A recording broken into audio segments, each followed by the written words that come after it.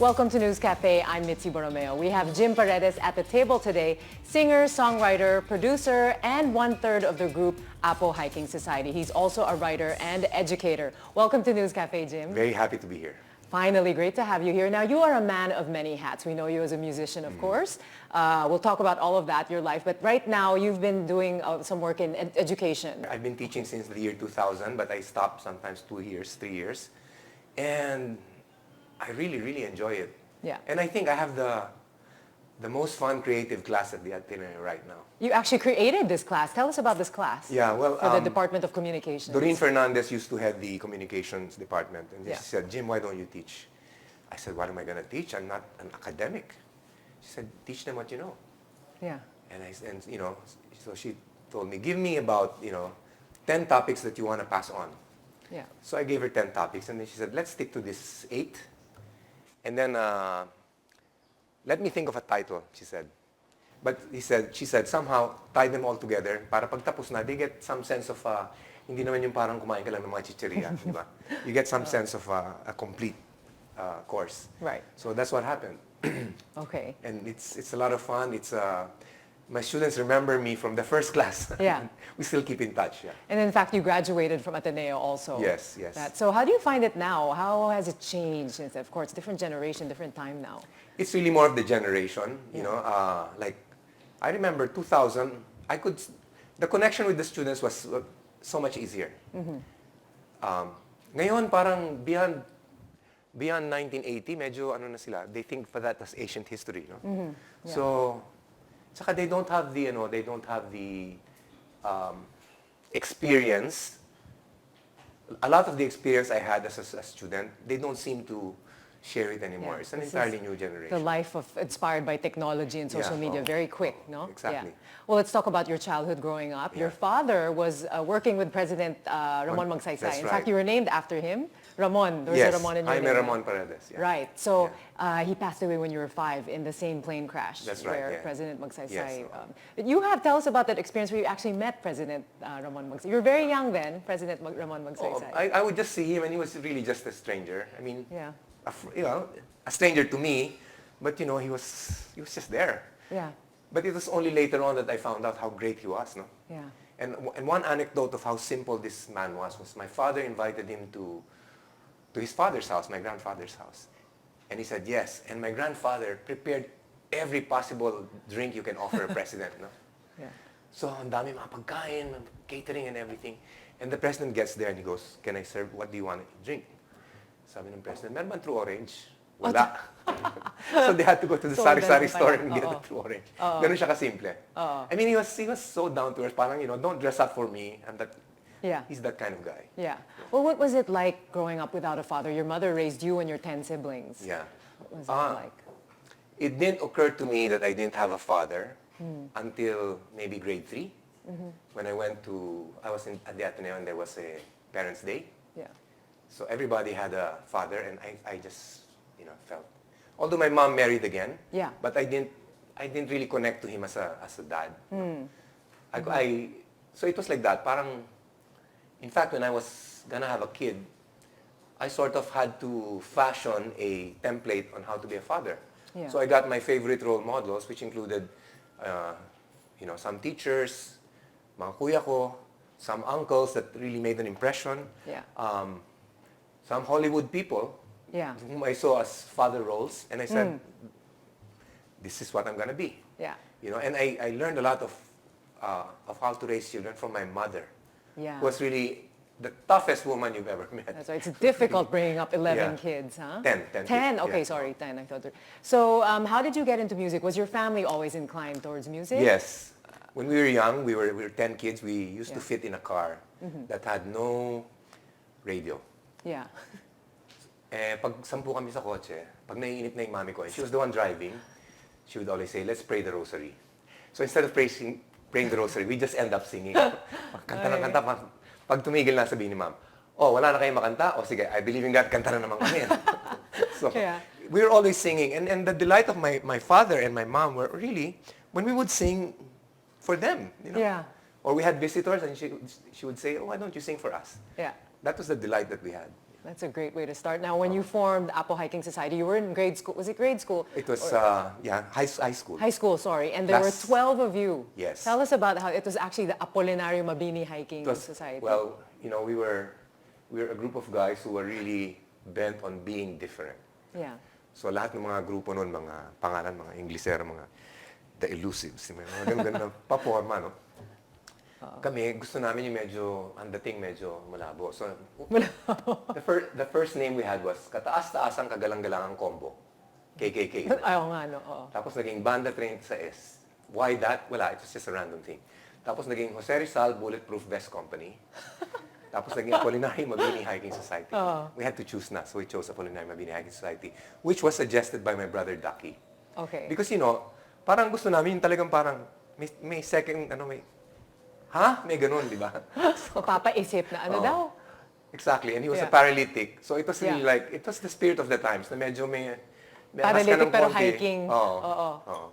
And from there were, so you were playing, was it drums and also the guitar? I was playing the guitar. Yeah, yeah. And to me, the guitar was one of the most significant things that ever happened. When I got it at age, I really can't remember if it was 10, 11, or 12, but when I got it, I felt I had learned a parallel language with music. Because that's what music does, no? I mean, to a teenager who has pimples and everything, doesn't want to talk, and it's just really...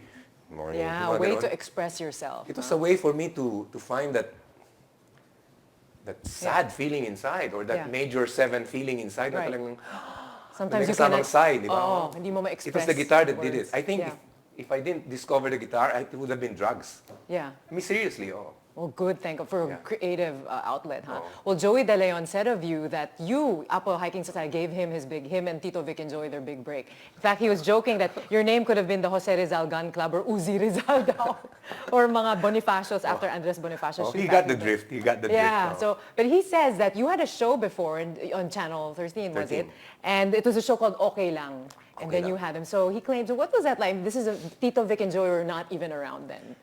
You gave them the break. We didn't really give them the break. I mean, we needed the talent. Thank you, Joey, for saying that. But the truth was, it was a show of amateurs. That was the spirit of the show. It was amateurs na mga smart Alec na can tell a joke. Kasi wala namang pera ng Channel 13 kumuha ng mga big stars, di ba? So they took a chance on college kids, and some people had experience on radio and all of that, and put them there, and we became number 1. Yeah. Imagine. And there were 19 in the cast, apparently. Yeah. So a bunch of people. Yeah. Who came and went, Yeah. So that was a lot of fun, and that gave us some sort of national exposure. Yeah. So after that show ended, we became APO Hiking Society. And when we graduated, in fact, Buboy went to Dumaguete to tend the farm. I was supposed to go to Turkey as an exchange student, ISEC, to go to Europe, at mawala na ron. As a young man, like my classmates and everything. Hindi dumating yung free ticket ko. Tapos si Buboy na bored na sa farming, parang this is not my thing. So you all came back. So we all came back and joined that Okay Lang. And look where it brought you. And every week there was a musical number by us. Yeah. What did you like most about that? Spontaneous. We were making the script right then and there. Yeah. Yeah. So you were always compared to the Beatles. You were called the Beatles of the Philippines. Well, what do you think? I'm very honored, and I'm very, Your influences, would you say they were one of your influences? Very much. The In Bee fact, Gees also. When we started, when we really formally started to really think about doing it as a career, we wanted to be what the Beatles were in England, but we did not want to sing Beatles songs. In other words, the Beatles wrote the soundtrack of British lives, of young British lives, of which we partook also, but it was not written for us. Yeah. So that's what we wanted to do. We wanted to write the Philippine experience of love, of pain, of being young, and all of that. You did that. Exactly. Relevance. We wanted to be relevant. You're also known for your social consciousness. In fact, you were compared also to Peter, Paul, and Mary, right? And Who was Mary? Who was that? Mary, sometimes men are also... But you met them. You met Peter, Paul, and you performed at the same stage. Tell us about that. This was EDSA 1. Yeah. I was actually in charge of the show, the first EDSA celebration show. And they called, and they said they wanted to be part of it. Kasi ganun ang Peter, Paul, and Mary, medyo world-centric sila, no? Right. So I said yes. But a lot of people got mad na this is the Filipino experience, why are we bowing to the, I said, we're not bowing to them, they're willing to do front act for anybody. Yeah. They just wanted to be part of it. They came from Nicaragua and did that long walk to freedom, ganun sila. And sabi ko, EDSA had a sort of international impact. And these people want to honor it, by all means. Yeah. No? So that's what I did. I allowed them to do that. Wow. And they were really great, great people. Yeah. You could see they wore their heart in their sleeve. Yung talagang mga real, honest, socially conscious people. Yeah. Amazing. Amazing. Well, we'll talk more about your music career. We'll just take a quick break. We'll also hear more about what Jim thinks about OPM today. Buhay, lagi kang nasasabihan, pagkat ikaw ay bata at wala pang nalalaman, makinig ka sa aking payo, pagkat musmus ka lamang, malaman ng maaga ang wasto sa kamalian.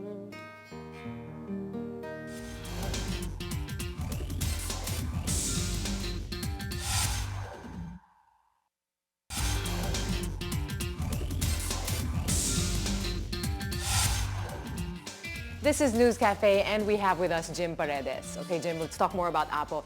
You had about 27 albums in 4 decades. What do you think your best album was for you, even personal? Well, it's really hard to say. I know it's But hard. I must say that based on sales, it was the 10 Years Together album where we had 10 songs and we had 8 hits from the song. Yeah.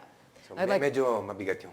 Yeah. But yeah. every album after that had about maybe 1 to 3 hits, so that's pretty good actually. You also were the first Filipino pop artist to perform at Carnegie Hall. Yes, Tell us yes. about that experience. You were so young then. Yeah, somebody That- booked us in Carnegie Hall and we Yeah. found out that, before they get a booking, they have to look you up and that kind of thing, and you have to tell them the story of this artist and everything. So finally, pumayag sila. And, to see your big poster there outside of Carnegie Hall. Amazing. Tapos may nakalagay na sold out. Kasi yung sold out, galing sa kanila yun eh. Yeah. They're the only ones who can put sold out. And then the woman who runs I don't know what she's called, she'll tell you you're officially sold out. Talaga. Wow, that's like, yes, music to our ears. Tapos Excellent. you're practicing on a piano and on top there was pictures of Frank Sinatra, Liza Minnelli, Paganini, mga classical na ano. And they Yeah. probably use the same, piano. So, nakakasindak. Surreal. Oo, galing. And we were doing OPM. you Yeah, know. to a sold-out crowd. And Yeah. not just Filipino, Phil-Am's there, Yeah, no? oo. You had other... You were also the first Filipino pop group to perform in Saudi Arabia in 1987. Yes, What that was like? an entirely different experience. That was, we went there. Well, as you know, Saudi Arabia has no access to music the way we have, no? Yeah. They have no radio stations that play music except religious songs. There's no TV variety shows and that kind of thing. Music is an experience that you don't really experience. There are no concerts. No? Yeah. So our concert was allowed there, but it was in an abandoned tent near the airport. Really huge tent where thousands of people could fit. And there's no posters, there's no advertising and everything, and people were bussed there. So when we performed, as we stood there, on my side was all male, then there was a fence, which was where Danny was, and on this side was all female. Wow, they It was, segregated them. and then we sang, and it was nakakatawa kasi the moment you sing Filipino songs, my gosh, you really see them crying, no? Yeah. Missing home. Yeah. Tapos nung after the show, the nurses ran up and they wanted a picture with us. So we were having pictures, and then the religious police came and broke it up and said, if this happens again tomorrow, because it was a 6-day gig, Okay. we'll cancel the entire tour. Because So you're we- not allowed to have fun or show any happiness. No? Yeah. So, on stage we said, magkita na lang tayo sa Filipino restaurant. Which was a mistake. Bakit? Okay, so we were in the Filipino restaurant, and then 6 buses of nurses were there outside. Right. And the driver goes down and says, don't let them go down because it will be suspicious. They're all women going to one place, So why don't you just go up the bus and have a picture taken there? So when we went up the bus, everyone is just grabbing us from left to right. Punit-punit yung mga damit, ang dami scratches sa mukha. Sabi ko, Fandom talaga. that was only the first bus, huh? Yeah. Wow. 5 more. You were My mauled. gosh, sabi ko, wow. But at the same time, you can't blame them. Yeah. Sabik na sabik sila. no? Oh, you certainly made them happy. Yeah, oo. Now, of course, another experience of a different kind. Though, in 1986, you wrote the song "Handog ng Pilipino." Yes, And, yes. that really, you were a personality during People Power. But what inspired that song? What was going on? That song in your was mind? many months in the making, I think, because what happened was, we struggled, and, we did these concerts where we were even banned on radio and TV and government venues. We banned kami talaga. Yeah. So we could only perform in schools, no? That were, anti-dictator. So, finally, nung nanalo tayo, it wasn't like I made it the very next day. It took a while. And then when I went home, I sat on the piano and it was gawa na even before I made it. So sometimes they ask me, how long did it take? I said, maybe 2 minutes. But it takes 5 minutes to play. You get what I mean? Yeah. So it's like, if you play fast, the way inspiration came to me was this fast. Di na ako papayag, mawala ka muli. Di na ako papayag. But in real time, you have to sing it, di na ako papayag. Pero ando doon na lahat. It was really all there. Yeah. So I would say, I was really an instrument. Parang, if you believe in that, the historical zeitgeist captures the artist and tells him to write this, I think I was lucky to experience that. Yeah.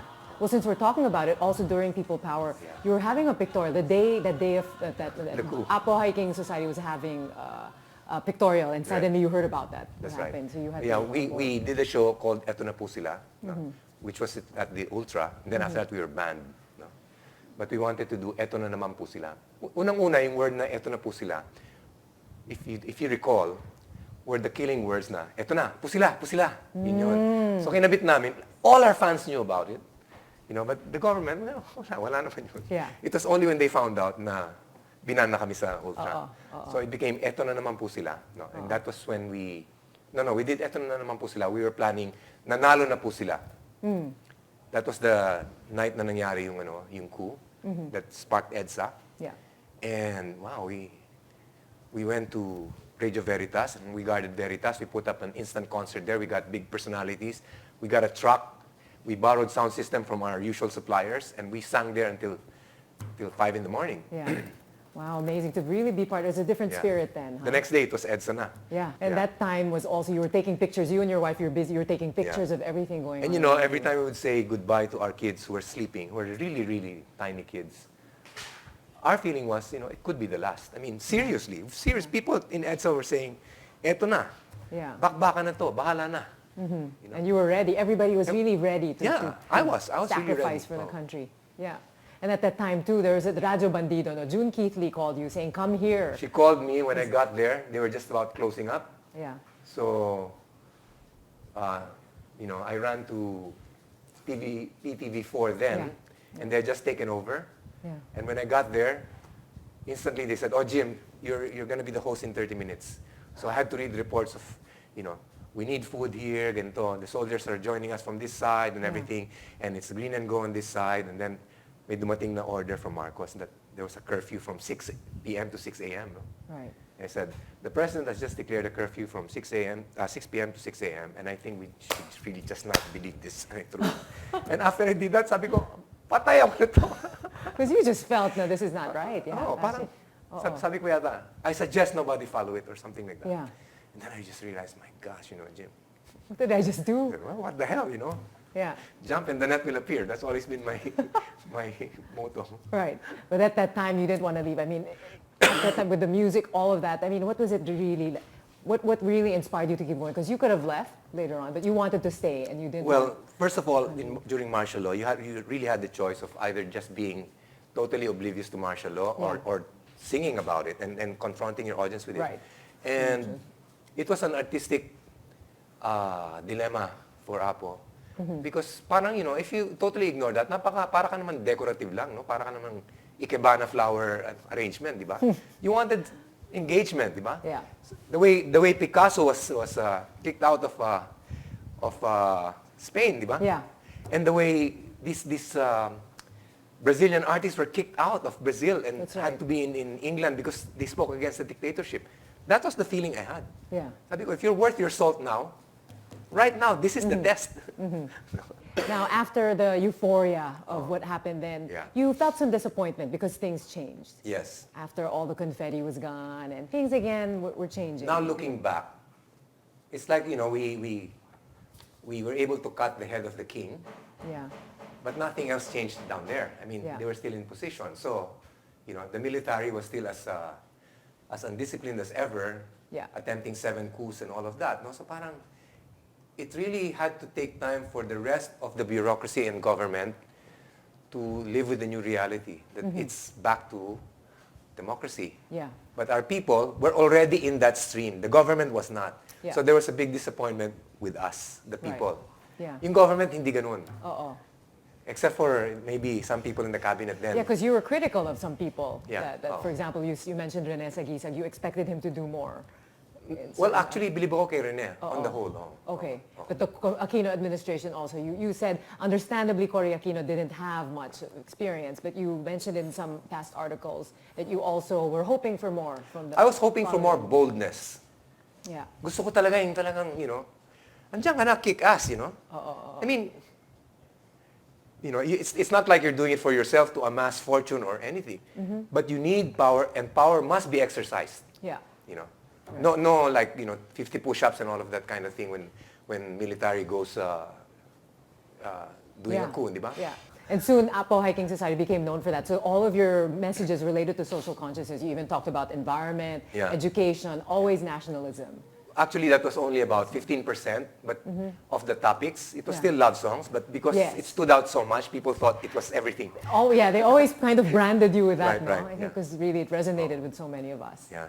All right, well, we'll take a quick break. We will talk more about Jim's experiences with politics and more on OPM. We'll be right back.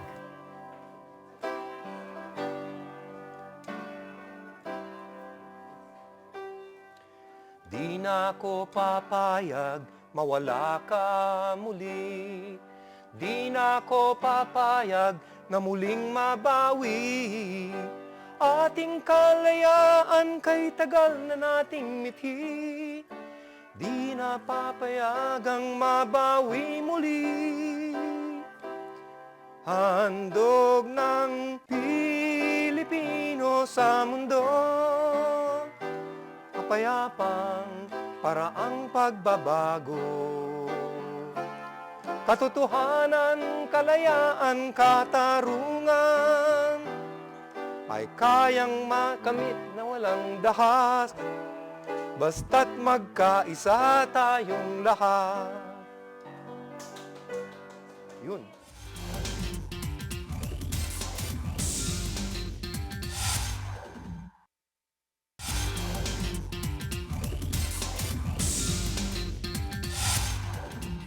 Welcome back to News Cafe. We are getting into the mind of Jim Paredes.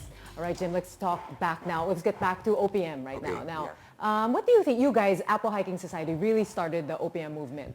Well, I can't say we did. I'd say my generation did because nagkataon, without talking about it, without planning it, nagkataon na people like Juan de la Cruz, Apo, Hot Dog, and Ray Valera, and a few other people just started to write in Filipino. And to me, the rationale was, I wanted to be relevant. No? I mean, we could have duplicated the Beatles experience and sound like the Beatles, and but you're not gonna have a career with that. Yeah. We wanted to try something that was never tried before. The real rebellion of our generation was writing in Filipino. Never mind the content. The mere fact that nag-aral ka sa Ateneo, nag-college ka, tapos you did not aspire to be Inglesero and work in New York, and instead write something that the whole country will understand. That was, I think, the revolution. Yeah. Okay, so what do you think about how it's evolved today? It's a mixed mishmash, they say. It's very much influenced by the West. Well, yes, no? And I believe that happened because of, that happened during the 80s. Because the delivery system, which was radio and television, became very Western all over again. So because of radio formatting, they wanted only, let's say, R&B, or they wanted only rock, or they wanted only this type of sound. So, nag-stratify. In other words, if you were an R&B, you're gonna sound like R&B. If they're playing American Top 40 R&B, you had to sound more American to be able to fit in. No? Right. Unlike in the 70s where there was no formatting whatsoever, we did what we wanted. Yeah. It was like what Mao Zedong said, let 100 flowers bloom. That was exactly what we were doing. Yeah. So for me, we're still paying the price for that up to now. The kids still grew up with a lot of American music. But I really believe that to be world class, you really have to come into the world as yourself. The way the Koreans have recently, the way the Brazilians did, Yes. the way si Bob Marley and that whole group. Yeah. Mali-mali yung English Reggae. nila, pero sige, ganun sila, Oh, di ba? yeah, The way the Cubans did everything, Japanese. Yeah. Tayo lang ang nagko-concentrate sa ano. Magaling ang hardware natin ng singers tsaka musicians, no? So you have somebody who can beat anybody in American Idol, di ba? Yeah. But that's hardware. Yeah. What you need is software, and software is about who you are. Well, you were quoted recently in an article saying that Filipinos can achieve world domination in about 5 to 10 years. And what should they do? I mean, how I'm should talking they very do this? bravely there. Yeah. But I really think the moment we realize that we haven't gotten anywhere by sounding like we're from Los Angeles, Yeah. I think we should stop that foolishness already. I mean, you can probably have one or two na mapapansin ka, but not on a great level. Look, if you look at that history, it's still Anak right now that holds the... Classic. Oo, yan. And do people understand what Anak is? Of course not. But when the Ateneo Glee Club was touring Italy and they were singing Anak in the bus, the next day the bus driver brought his Freddie Aguilar album and showed it. Around the world talaga, lahat talaga. alam- Exactly. kilala And yun. up to now, in Singapore, they're still singing Anak. But Yeah. that's the way to go, I think. Yeah. Yeah. So what do you think of our current crop of musicians, composers in this day and age? You know, there's no doubt, kung skill ang pag-uusapan, merong skill. But I think we really need to be more natural. Let's stop pegging our music with what's uso in LA Yeah. or England or whatever it is. In other words, tapos na yun. That era is over. Yeah. Come into your own as yourself, telling your own story, telling your own truth, sing your own songs, dance to your own music. Right. That's what you should do. And when they see Filipinos having a great time, they will ask why. Yeah.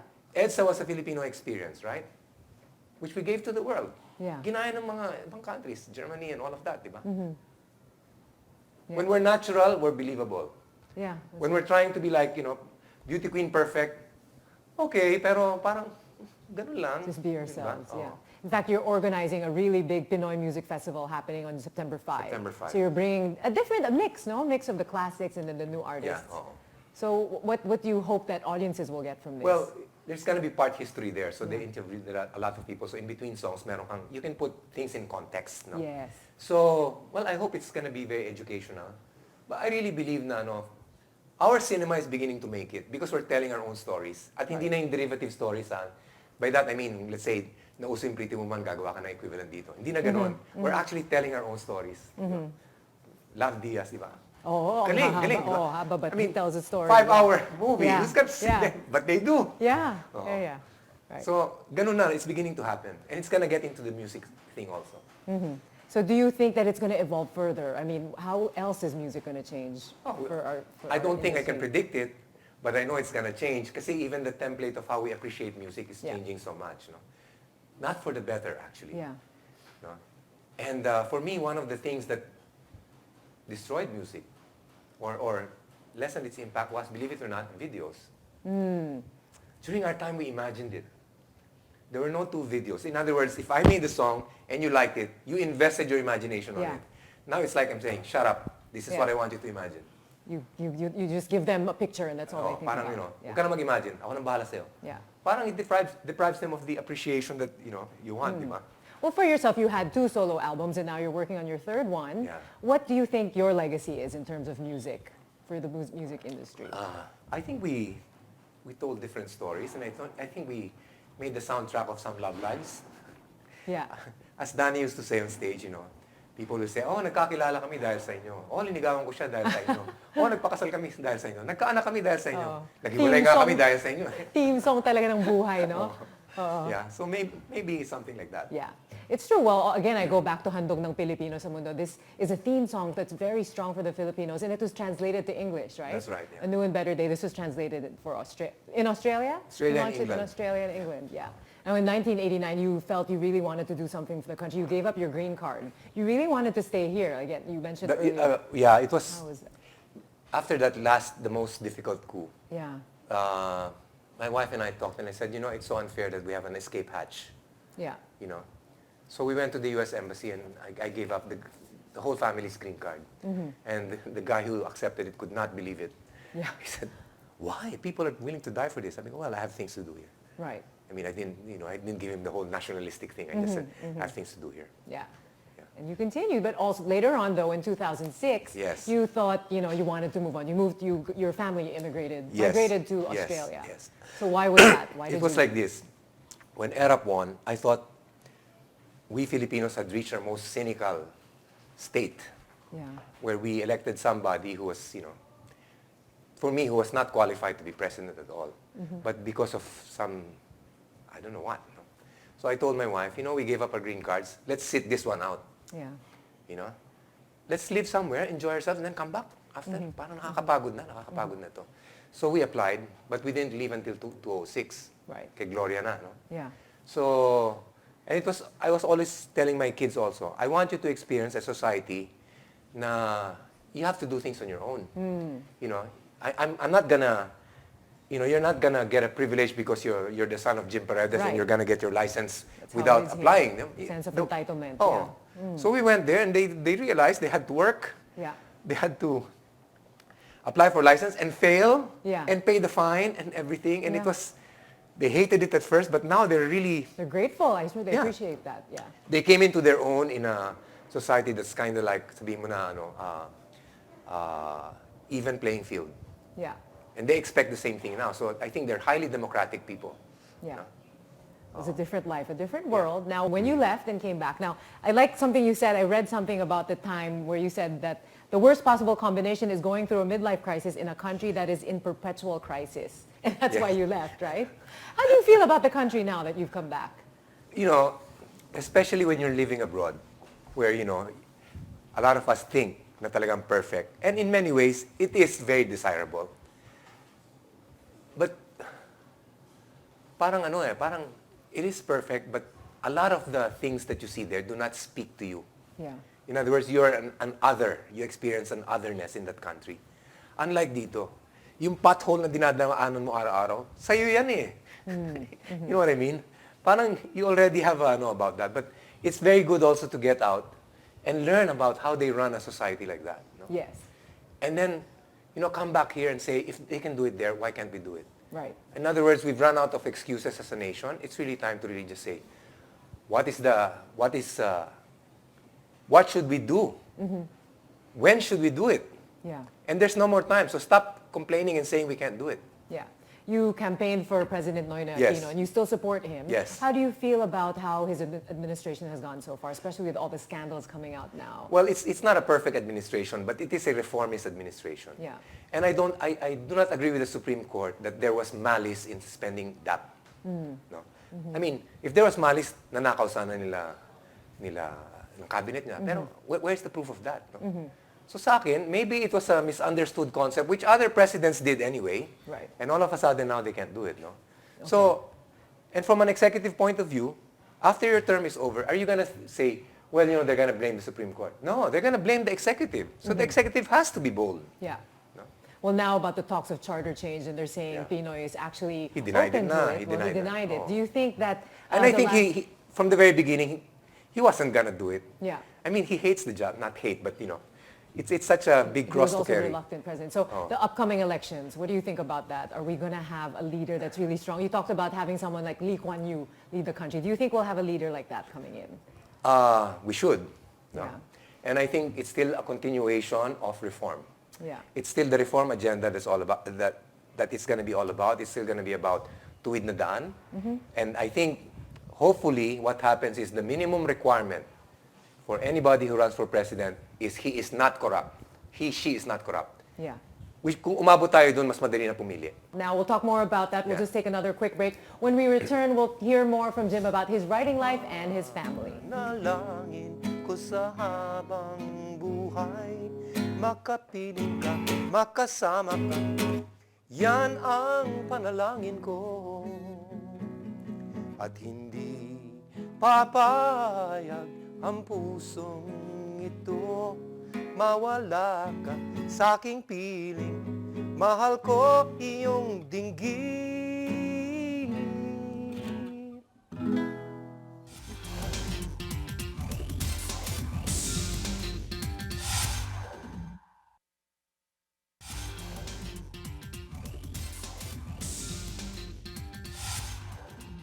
Welcome back to News Cafe. We are talking to Jim Paredes. All right, you're very vocal about your thoughts too on social media. You're very active on Twitter and Instagram, and in fact, you've met a little bit of tension, I guess.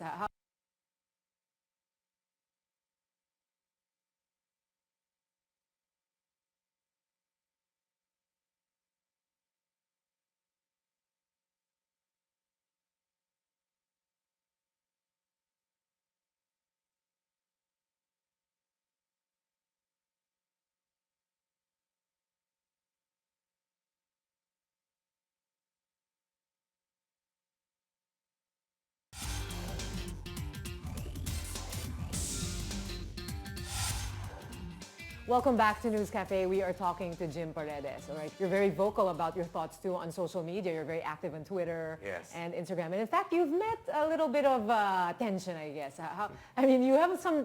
You can't help it. There's some. I have my haters. Yeah. Now there was some. There were some. Actually, this was covered heavily in the media when you had a row between Bongbong Marcos and even Gringo Honasan. Now, let's take that. Let's talk about the people power one. Bongbong Marcos first. Okay, kay Bongbong, ito sa nagkamali sa mga retweet tapos nalagay yung pangalan ko and all of that. So parang nagkaroon ng ito sa misunderstanding on his part and on my part. Right. So when a certain tweet came out, which I can't even remember anymore, I said, give us back our money. Yeah. And talagang, whoa, parang drone na yan sa gitna ng kalye, di ba? And then he answered, di ba? And then I think he realized na there was some misunderstanding. So actually naagapan yun. Yeah. Now with Gringo Honasan naman. With Gringo, this had to do with... He was talking about EDSA. Right. And he was claiming that, the people came for them. And I said, the people didn't go for you. They came for Cory. You know. But you guys are claiming that, because you want to rewrite history. You want to justify all of your coups. And then he came back with something like, well, I'm not going to talk to you because, win in an election first or something like that. Right. Which to me was, wow, Yeah. Really? Yeah. I mean, you're an elected official, you're gonna talk to somebody like that na, entitled ka ba? Yeah. Ganun yung ko. So, bumira din ako.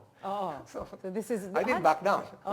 And this became quite heated. Yeah. So how do you feel about the way social media provides a platform? You don't even have to meet in person. But I think social media is the most democratic form of media there is now because anybody can be a power center. Right. If you go viral, you're a power center.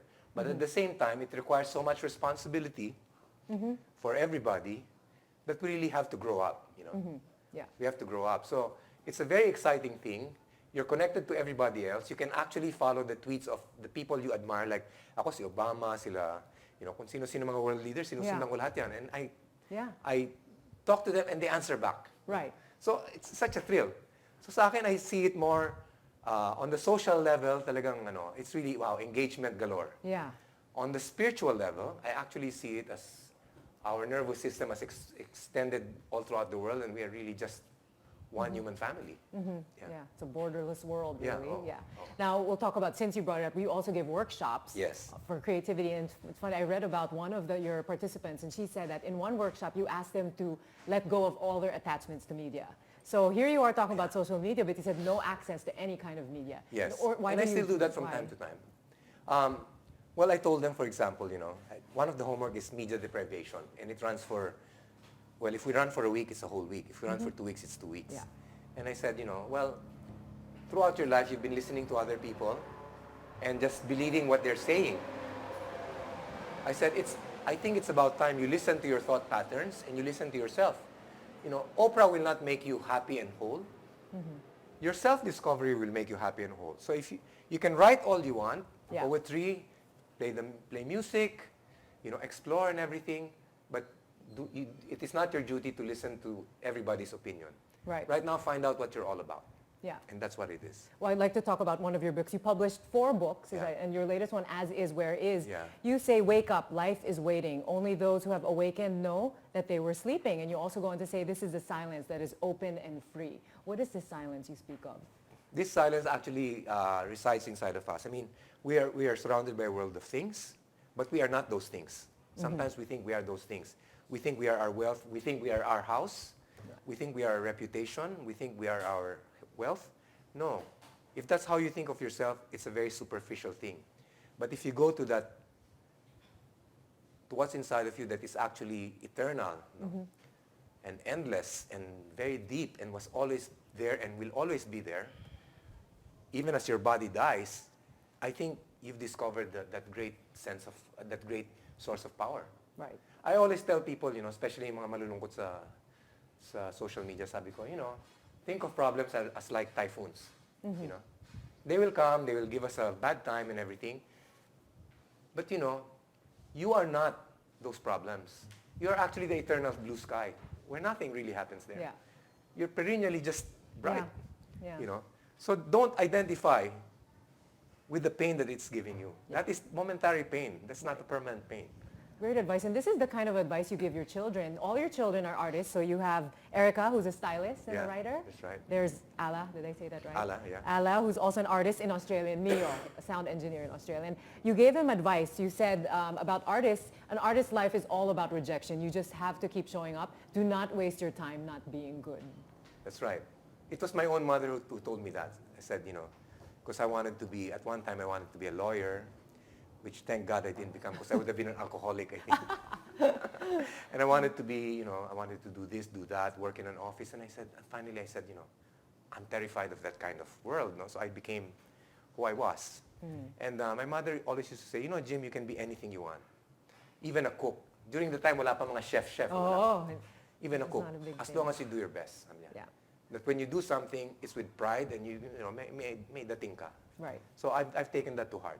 This is how you raise your children, because you were a tutor to them. You say you've been to grade school 5 times. Yes. Because you tutored yourself, of course, your 3 children and your granddaughter. That's right, yeah.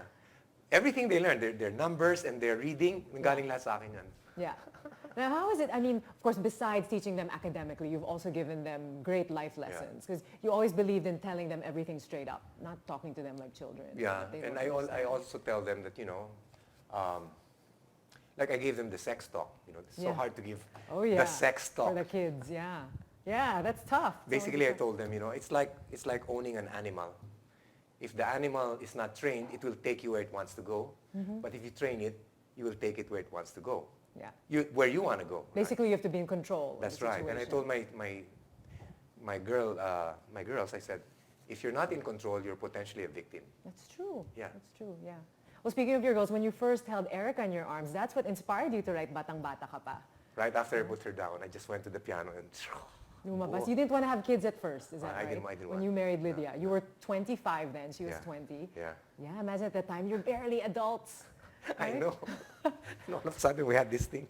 Yeah, so very Nakakaano different talaga. time. That's really a life-changing experience, And the moment you have children, you never have a mindset where you don't think of your children at any day. They will always, come into your mind and say, how are they? Yeah. What are they Yeah. going through? Yeah. Yeah, it said you really have a different purpose now in life. Yeah. Now, there was a time also where, the challenges of any kind of life. Your daughter, Erica, graduated from college. Yes. She was pregnant, and even Lydia, your wife, was diagnosed with cancer. And you Yes. said, as imperfect as it was perfect. Yes. What did you mean by that? Oh, well, there we were in the graduation. My daughter had a big tummy and she was nakatoga. And my wife was kalbo, nakataling ganun. Tapos sabi ko, look at this, look how kawawa we are. Sabi ko, but here we are. We're thrown into this world and this is our role. I don't know how we are affecting people. I don't know how we are affecting each other. But I say yes to this. Yeah. And the moment you say yes to that, it's perfect. Yeah. It's when you say no that things become difficult. Right, yeah. I reject that. I can't take it. That's when it becomes difficult. So the whole idea of being alive is really to say, look at life straight in the eye and say, yes, Exactly. I'm Yeah. going with you wherever it goes. And that's what it means to be human. I think you find Yeah. meaning out of Oh. these really difficult situations. Yeah. So when you look back on life, it's been a wonderful 63 years. You just celebrated your birthday. What would you say? A lot has happened. So what a great career. But what would you say the greatest moments or milestones for you have been? Some of them have really been quiet moments, actually. Some of them are late conversations in bed, where you're just talking. Of course, it's, you remember the first time you bring them to Disneyland, ganun, but Yeah. it's not quite as touching as that, no? Right. I remember giving my first talk about husbands who have wives with cancer, Yeah. where we were to face that cancer. Yeah. We actually decided to say we have cancer because it's not just her problem. Yeah. I have to deal with that as well and help her, no? So, mga ganun. There's so many Right. unforgettable, ano. EDSA was really, for me, Yeah, glorious, of course. glorious, yeah. Definitely. Glorious. It changed. APO had great moments where we performed for thousands of people and, para kaming, taas mo yung kamay mo, Parang you were like a trainer of a big dragon, Yeah. What a movie your life would make, Jim. But of course, you've done so much, but still a lot is happening. What Yeah. are some future projects that you're looking at, or still dreams that you want to make happen? I don't believe in retirement, for one. I really want to die with my boots on. No? But I believe in not being too much of an idiot anymore as I was when I was a young man. So you sort of become more discerning, di ba? I believe in exploring the depths of my humanity. Yeah. Whatever that means, bahala na kayo. Yeah. You're also into photography. I'm into photography. If there's one picture that you've taken or still hope to take, if there's something that you could say could represent your life, your perspective now, what would I that don't be? know. I don't know.